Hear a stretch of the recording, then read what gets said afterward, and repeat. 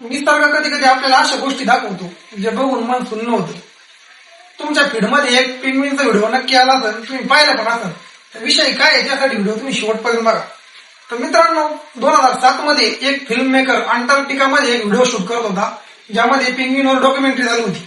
तेथील तडाख्याच्या थंडीमध्ये एक पेंग्विनचा कळप समुद्राच्या दिशेने चालला होता. समुद्र म्हणजे त्यांच्यासाठी अन्न आणि पाणी, पण त्यामध्ये एक पेंग्विन प्रवाहाच्या विरुद्ध दिशेने चालला होता. सर्व पेंग्विन अन्नाच्या शोधात जात असताना तो पेंग्विन मात्र डोंगराळ भागात जाताना दिसला. जिथे अन्न आणि पाणी काहीच नव्हतं तिथे होता तो म्हणजे खात्रीशीर मृत्यू. तज्ञांनी त्याला त्या कळपात सोडण्याचा पूर्ण प्रयत्न केला, पण तो थांबला नाही. कदाचित त्याने ठरवलं होतं त्या अनोळखी वाटेवरच चालायचे.